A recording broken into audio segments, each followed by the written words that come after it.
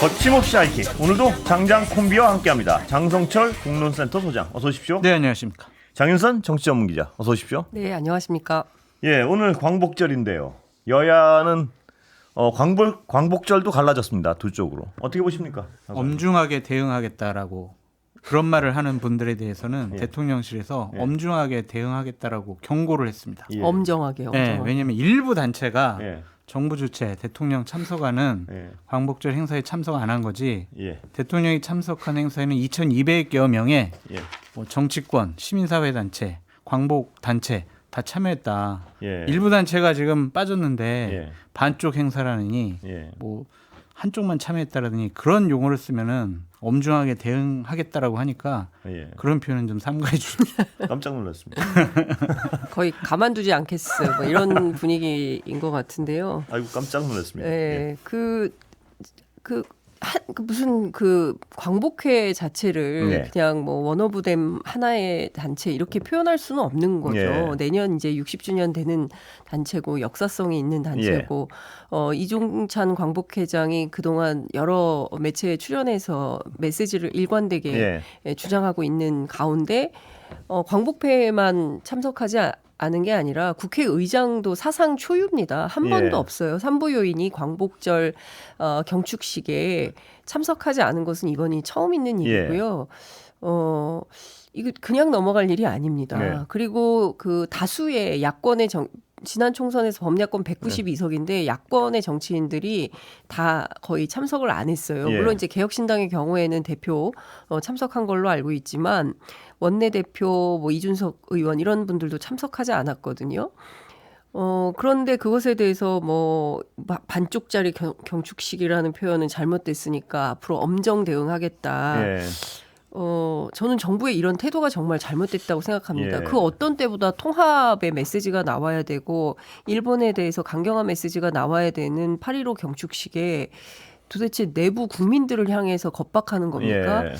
전 대단히 불쾌합니다. 저런 장윤성 기자님의 허위 선동이 자유사회를 교란시키는 흉기라고 생각을 합니다. 어떤 부분에서 그렇습니까? 저렇게 지금 말씀하시는 부분 전체 다요. 그리고 장윤성 기자님 좀 유감인 게 대통령께서 오늘 검은 선동 세력에 맞서 싸워야 한다라고 얘기하셨는데 굳이 저렇게 검은 옷을 입고 나오시면서 이렇게 좀 저 이거 검은 옷 아니에요. 감색입니다. 저런 말씀을 하시는 것 자체가 좀 색깔을 잘 구분해 주시기 바랍니다. 죄송합니다. 점잖은 색깔로 입었습니다. 대통령 광복절 축사를 폄하하려는 그런 모습이 아닌가 좀 생각이 드는데 대단히 이례적이죠. 광복절 축사에서는 일본에 대해서 얘기를 하셔야 되는데 일본 신문에서도 우리 얘기가 없네?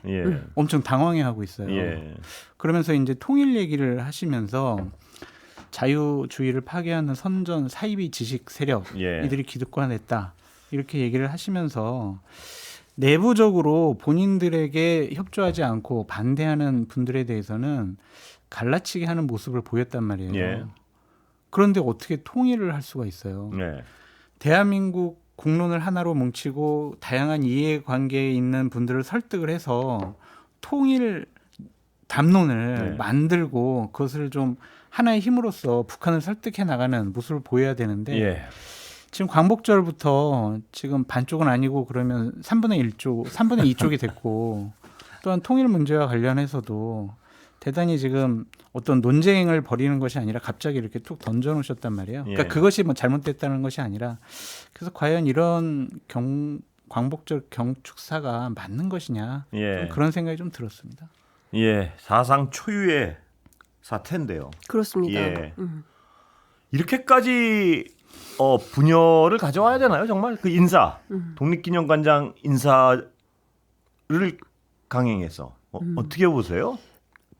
저는 이종찬 광복회장의 스탠스가 굉장히 이제 보수 정치인의 아주 정확한 스탠스라고 생각을 좀 하는데요. 정통 보수의 스탠스죠. 그러니까 올드라이트죠. 그러니까 올드라이트들이 저런 생각을 갖고 있구나. 말은 안 하겠지만 좀 저는 그런 거라고 보고 그렇기 때문에 이제 더 세게 발언을 하신다고 생각을 하는데요. 그러면 윤 대통령은 이 와중에 왜 이렇게까지 오늘 또 무슨 작년에 반국가 세력 막 얘기했잖아요. 뭐 그 국무회의가 싸워라 막 이런 얘기 했었는데 급기야 오늘은 반자유 세력, 반통일 세력, 검은 선동 세력에 맞서서 싸워야 된다. 그러니까 계속 싸우라고 부추김을 하는 게 대통령인 거예요. 근데 대통령은 누가 싸운다고 해도 싸우지 말고 통합하자, 갈등을 줄이자. 이래야 이게 대한민국, 그러니까 전 세계 모든 지도자들이 갈등을 조장하지 않습니다. 그렇습니다. 갈등하지 않고 통합으로 미래로 나아가야 되는. 조장하는 분이 한 분 있긴 하죠. 우리가 아는 잘 아는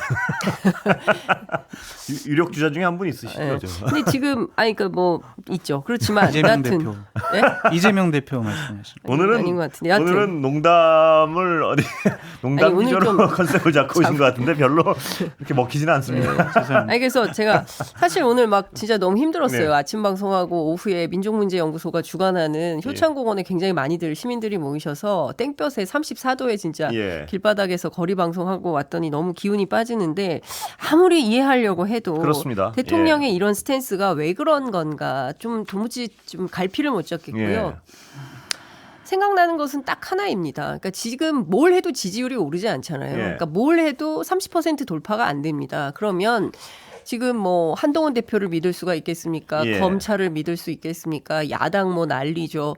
결국에 대통령이 의지해서 갈 것은 군. 믿고 군을 장악하고 자신의 친정체제로 구축해서 경우에 따라서 만일의 사태에 대비하는 결국에는 권력 안보, 뭐 본인 개인 안보, 국가보다는 뭐 자신에 대한 안위 이런 것으로 골몰하는 거 아니냐. 그러지 않고서야 그러니까 똘똘 말아서 30%만 딱 데리고 이 정권 유지할 거야. 이런 판단이 아니고서야 끊임없이 이렇게 적대적으로 오늘 조국혁신당에서는 국내 갈등, 남북 갈등, 국제 갈등 뭐 세 단계의 이제 단계로 설명을 하던데요. 실제로 이렇게까지 갈등을 부추기는 것은 그동안 이런 정부는 없었던 것 같습니다. 박근혜 정권도 이명박 정부도 이 정도까지는 아니었던 것 같아요. 그렇다고 느껴지는 부분이 있습니다. 정 의원님. 그러니까 대통령께서 오늘 말씀하신 것은 자유와 인권이 보장되는 미래 대한민국을 좀 만들겠다.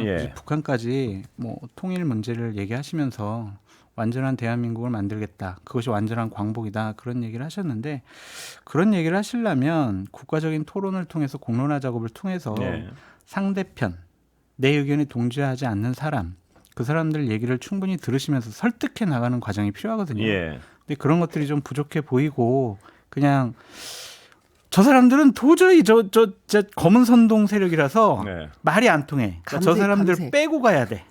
이제 이러한 얘기를 하신 것으로 비춰져서 이게 참 광복절 경축사로 맞을까 그런 생각을 해봤는데 그래도 2년 만에 제대로 좀 하나 일은 하셨구나. 뭘 337 통일 방안. 이거를 얘기하신 거는 그 얘기 진짜 할 얘기 많아요. 그건 일단은 그래도 우리가 막 비판을 했잖아요. 윤석열 정권, 당신들의 통일 미래 비전은 무엇이냐, 담론이 무엇이냐라고 했는데 그거를 총정리 집대성한 것은 그래도 의미가 있지 않을까라는 생각이 듭니다. 그러니까 뭐 좋아 빠르게 가 뭐 이런 거 같은 것 같아요. 337. 그러니까 337 박수 우리가 이런 거는 아는데 337 통일 비전이라고 해서 제가 꼼꼼히 읽어봤어요. 내용이 없어요. 그러니까 그 오늘 저 8.15 경축사 관련해서도 사실은 뭐 굉장히 중요한 통일 독트린이 나온다라고 예고를 굉장히 많이 했기 때문에 그 기대를 많이 했습니다. 근데 사실 무슨 얘기했냐면 가짜뉴스 허위선동 사이비 논리 가만두지 않겠다. 그리고 북한 인권과 관련해서 자유인권 펀드 만들고 그리고 더 심각한 것은 북한 주민들이 다양한 경로로 다양한 외부 정보를 접할 수 있도록 정보 접근권을 확대하겠다. 이게 무슨 얘기냐면 대북 확성기를 앞으로 더 세게 크게 틀겠다. 이런 선언이에요. 그리고 나서 뜬금없이 당국 간 실무대화 협의체 설치를 제안했어요.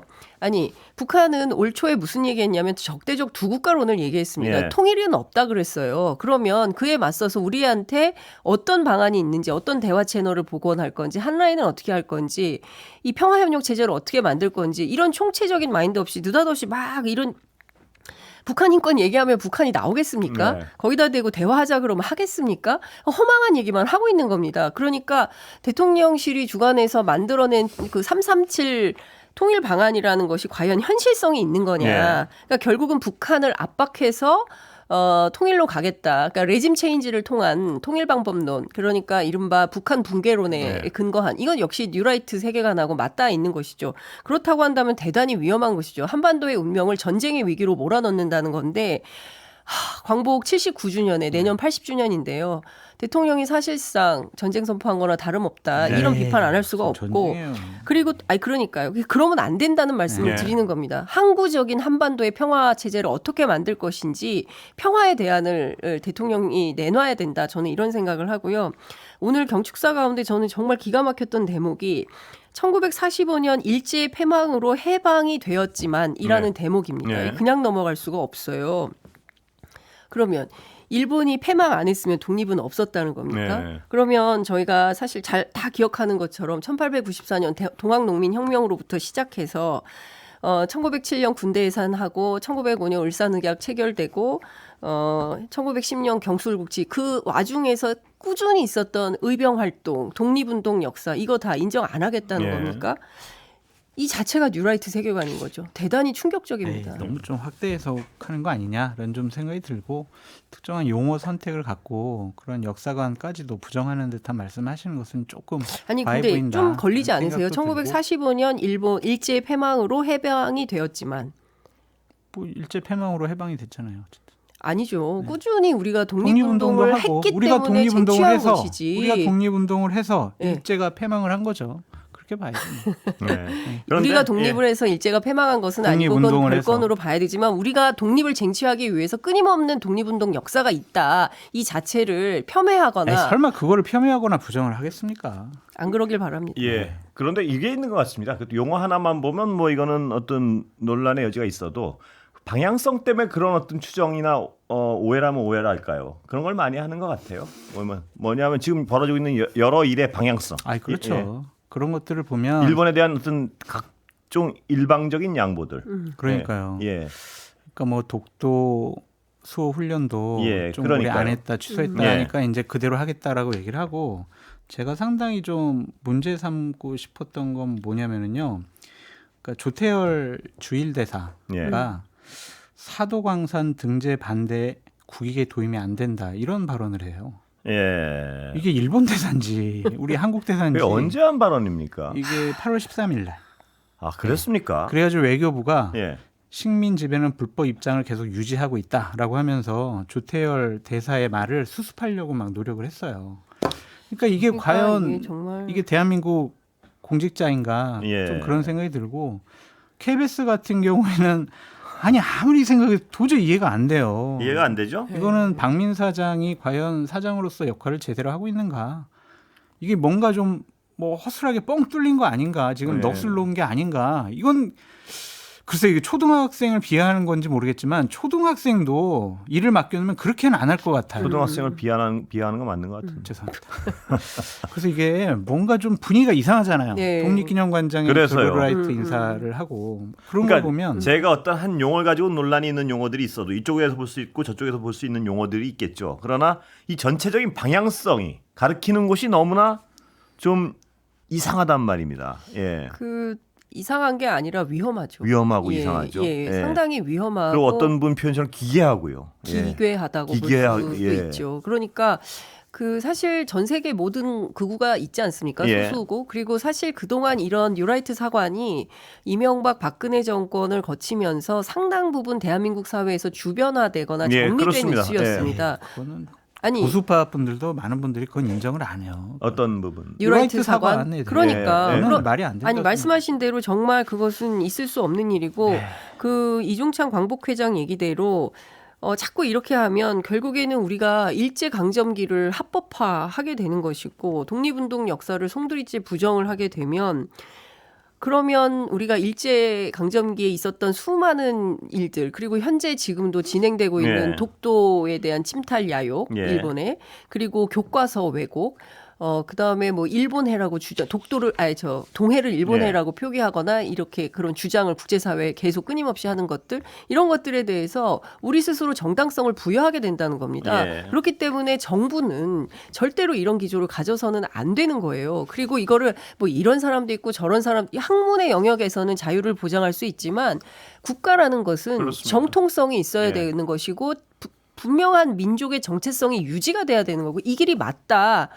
그렇지 않습니까? 예. 이렇게 제시를 해야 되는 건데 정부 차원에서 이런 주장들이 계속 나오면 국가사회가 대단히 흔들리고 혼란이 생기고 혼선이 예. 빚어지게 된다는 겁니다. 아까 장소장님도 말씀하셨지만 이런 사관이 결코 우리 보수의 사관은 아니지 않습니까? 아닙니다. 절대로 아닙니다. 그러니까 동조하는 분들 없고 그런 분들에 대해서 그분들은 뉴라이트도 아니다라고 얘기하는 분들이 더 많이 있고요.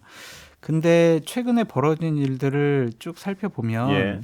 장윤성 기자님이 비판하신 대목에 대해서 반박하기가 예. 상당히 좀 어렵다. 좀 그런 생각이 들고 오늘 광복절 축사와 관련해서 좀 얘기가 마무리되면 저는 앵커님께 예.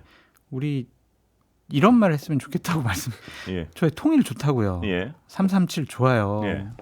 뭐 이념적인 사관 그런 거를 강조하고 싶어 하시는 자유를 강조하시는 대통령의 의지 알겠어요. 예.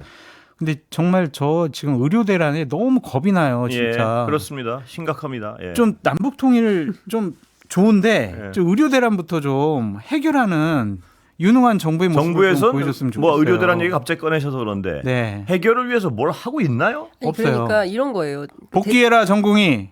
그죠? 의사들 말고는 복귀해라. 비타협적이죠. 그러니까 정부가 상당히 그러니까 정부는 항상 유연하게 타협적 태도를 가지고 어디까지 양보하고 어디까지 쟁취할 것인가를 끊임없이 그 토론하면서 갈등을 조정하는 역할을 해야 예. 되는 거예요. 그런데 정부는 대단히 비타협적이잖아요. 윤석열 정부의 특징은 타협이 없어요. 그리고 대화도 없어요. 앵커님 지금 충북 같은 경우에는 충북대병원이 거점병원인데 예. 거기 좀 셧다운되게 생겼습니다. 그럼 그것에 대해서 군의관을 투입을 해가지고 최소한의 의료 진료는 진행이 되어야 하는데 투입할 군의관도 없다는 거예요. 예. 그럼 이렇게 하면 충북에 있는 중증 환자분들은 어떻게 하냐고요. 그러니까 제발 저는 의사분들 나쁘다고 생각을 하거든요. 예. 그 집단 이기주의 정말 나빠요. 예. 국민의 생명을 담보로 자신들의 기득권과 이익을 지키기 위한 모습 나쁘다고 생각을 합니다.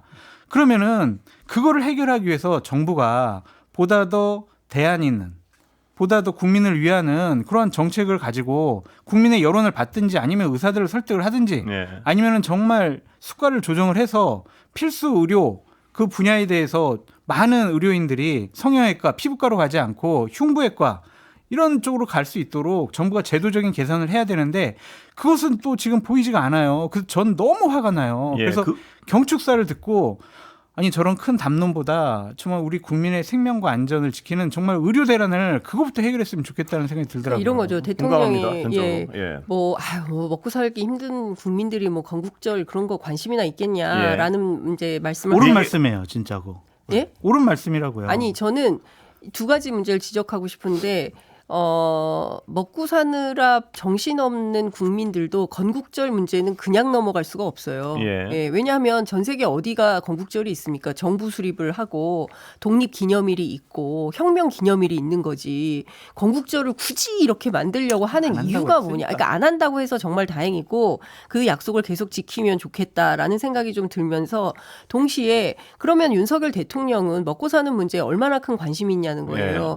말씀하신 대로 의료대란 문제, 그다음에 뭐 주가 폭락해서 시장이 난리가 났었죠. TMF 사태 이런 거에 대해서 어떤 해법을 그냥 뭐 툭툭툭 그 빚을 더 내게 할 수 있겠다. 돈 더 꿔줄 테니까 더 빚내서 대책을 마련해봐. 이런 거 말고 근본적으로 사람들이 살아가는 생활 문제에 대해서 얼마나 큰 관심이 있는 걸까라는 것에 대해서 사람들이 이제 근본적인 문제의식을 갖고 있는 거 아니겠습니까? 그리고 제가 취재한 바로는 한동훈 대표도 뭐 민생 현안, 경제정책 이런 것들을 좀 천착해서 운영을 하고 싶어 한다는 거예요. 그런데 대통령이 이렇게 이념 전쟁의 복판으로 예. 역사 전쟁의 복판으로 이제 자꾸 정쟁의 이슈로 만들어 버리니까 여당도 여지가 없는 겁니다. 예. 그러니까 이렇게 전선을 확 그어버리고 뭐 반통일 세력, 반자유 세력 싸워야 돼, 뭐 돌격 앞으로 막 이런 방향으로 하니까 국회도 여지가 없는 거예요. 그러니까 예. 저는 대단히 좀 정치를 하시겠다고 했는데 정치가 좀 안 돌아가게 힘을 쓰는 거 아니냐. 매우 걱정스럽습니다. 너무 화가 나요. 그러니까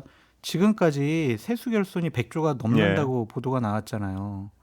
그런데 내년에 보면 여러 가지 세금을 깎아준다라는 예. 얘기만 계속 나오고 있어요. 예. 그럼 내년 예산 또 건전재정 그렇습니다. 한대요. 예. 근데 세수 결손이 나는데 건전재정을 어떻게 하지?